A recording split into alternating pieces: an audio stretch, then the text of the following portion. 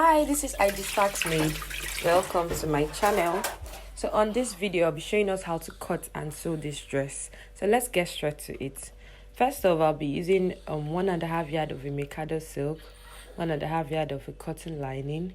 I bought a yard of black bridal. I bought 3 yards of net, which I'll use for the down part of the skirt. And then I got a yard of a chantilly lace.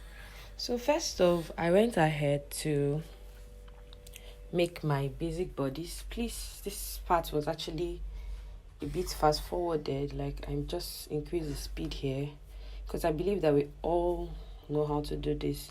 But then for those that are still struggling with creating a basic pattern, I mean, a lot of us have our own methods on which we still do it and get the right way. But if you're still struggling with this, I did a video on my YouTube channel here. You can just go through my videos and find the link to watch how to do a basic bodice pattern. Okay, but I'll just simply do a recap of everything. So I went ahead to take my standard neck measurement, and then the shoulder of this client is 7. I came down by 1 inch. Her bust is 33. Her waist is, I think, 28.5. Yeah, so this is what I'll be using here. I also included my under bust points for waist shaping to get the curve, to get the cup cut. Yeah, so I went ahead now to place the under bust line. This is me placing my under bust line over here. So after placing the under bust line, I'll draw a line across. Now this pattern is both the back and the front. Now I did both so that for the back part I could snatch the back and give it that firm fit at the back without the bulgy zip. And then for this front, this is the high point of the whole tutorial. This is the high point of this video. So from this front, this is where we are going to get that cut, that design neck. Okay, so I went ahead to mark my waist, my bust, and I connected it from the bust to the waist. I connected with my very curve. Then I found the midpoint for my back. So this is the back pattern, and I connected it as well. Yeah, so I also came back to the front pattern and did my connection. This is what I have here. Found the midpoints, came in by 1/2 inch so that I can have that deep fit on my armpit point, and then I connected it like so. Then I went ahead to get my back neck, which I came down by 1 inch from the 3 inches point. I also went ahead to come down by 8. Now please note, before I came down by 8, I'm supposed to have put my front neck, which is supposed to be 3 inch by 3 inch. So I corrected that like while this video progressed. But just take note. And then for this depth, this is supposed to be how deep your chantilly lace design will be in front. So it's optional. You can make it lower than this.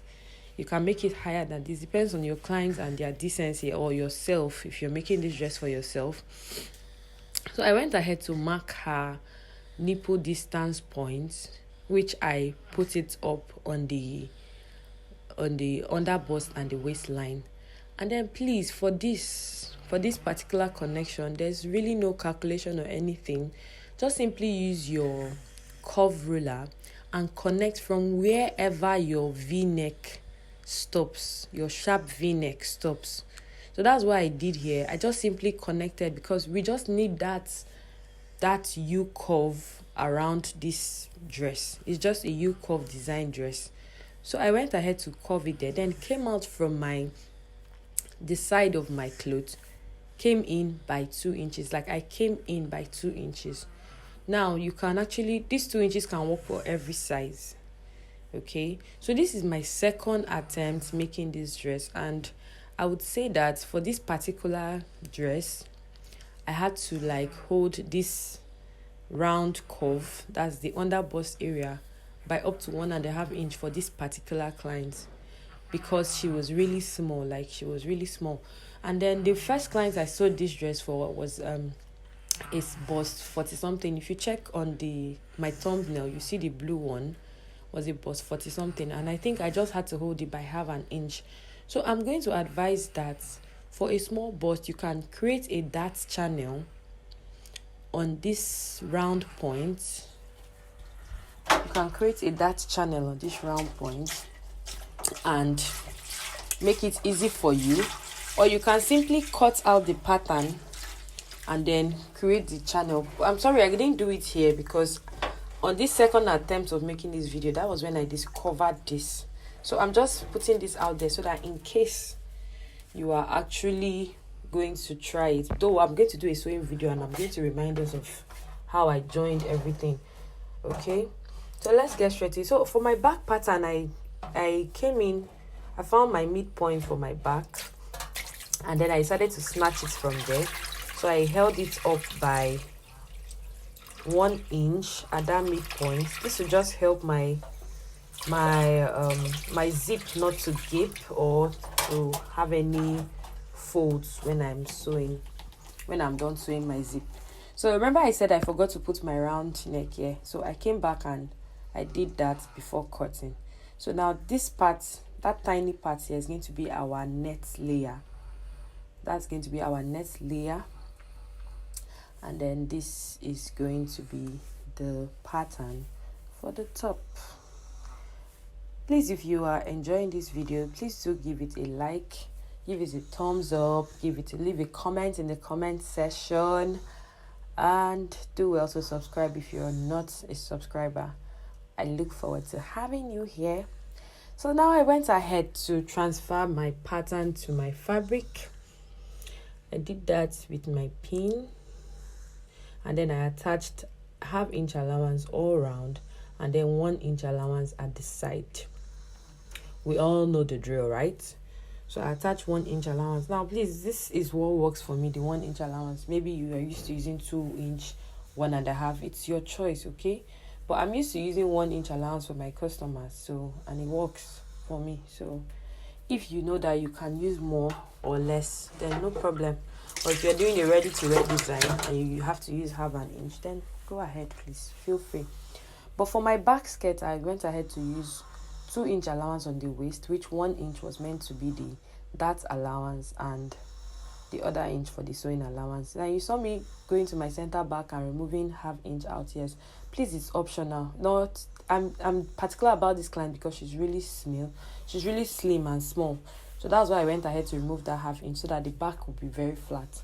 But it is optional, please. It's not necessary that you do it for all your clients, okay? Thank you. So I went ahead to cut my skirt pattern. I created my notch on the parts where I should notch. I went ahead to transfer the pattern too for the back, and I had to pin it down. I included my zip allowance. Okay, I included my zip allowance, 1 inch at the sides, 1/2 inch on every other connecting parts, 1.5 inch for the zip allowance, and that is it. Yeah, so my lovelies, please, subscription is free. Do well to subscribe. Do well to leave a comment in the comment section if you enjoyed this video.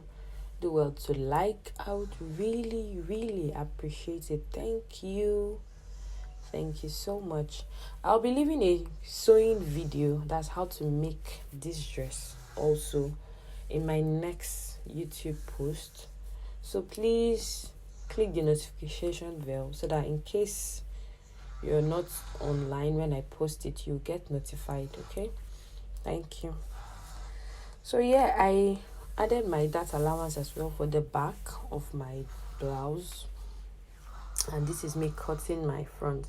So now, like I said, this pattern will work very well but I realized that for this client, since she was really small, I had to hold the bust, this bust cut here, I had to hold it by up to 1.5 inch, like 1.5 inch. That, yes, that's a lot.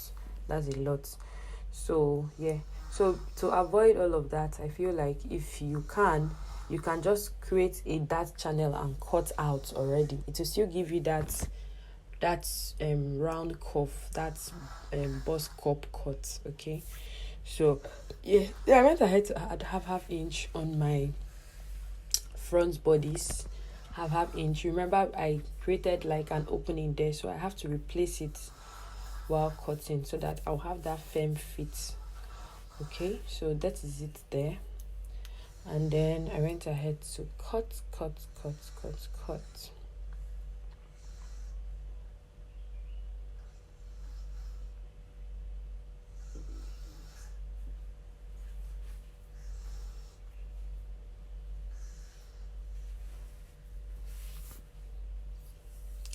Please do well to subscribe to my channel. Do well to like this video. It will mean a lot, like a whole lot to me. Please do well to like my video. Leave a comment in the comment section of the tutorial you would like me to teach. And if it is possible and in my power, I will definitely deliver.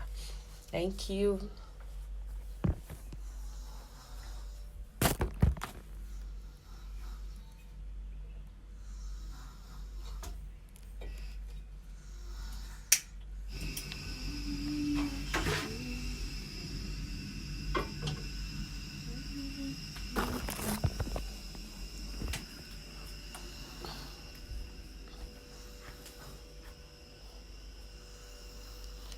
I went ahead and added half an inch on this other side.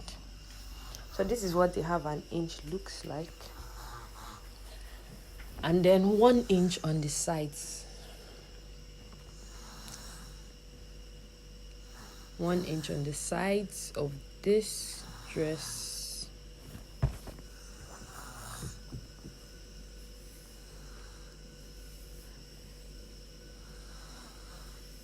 I had to make this part of the video a bit slow so that you can actually follow the cutting, because this is like the highlight of this whole video. Like, I know we can cut the back very well, the skirt very well, but this front, so I had to just make it a bit slow. So this is what the finished cut looks like.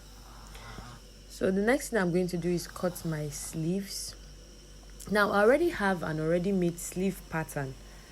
Yeah, but if you need me to create a video on how to make sleeves pattern, do let me know. But I already have an already made sleeve pattern. I do a ready to wear line, so I just removed my size small for this customer.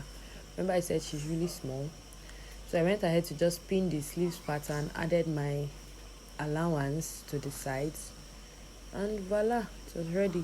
So now the edge of this lace has a design. You can tell from the video I made that I had to carve it out, so it was giving a more giving look, you understand? So yeah, I added allowance to the sides, and that was what it looked like. So I just added a little allowance because I think the size small sleeves was actually still not so big for the clients. So I'll use the other part of the lace, and I'm going to cut that netty part. So this is what it looks like.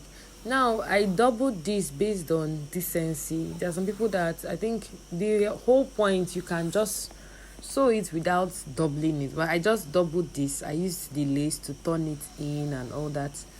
So you can decide to just maybe like bias your neck if you're using a straight you're not doubling your net. But for this client I was going to double it, so I just cut everything out. Yes, so that's what it looks like there.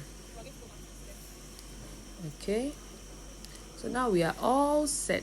Now next thing I'm going to do is I'm going to transfer everything to my lining, and then I'm pinning the skirt part. Remember that our skirt is slanted. Please note that this skirt stopped on the hip line. No, please take note, on the hip line. But now it's your choice. You might decide to make it below your hip line a little bit, but for this particular design, the skirt stopped on the hip line. Then I'll now create a slant. I'll create a slant. So I came up by 4 inches on one part of the skirt to create this slant. Okay, so I came up by 4 inches on one part of this skirt to create this slant. So this is what it looks like.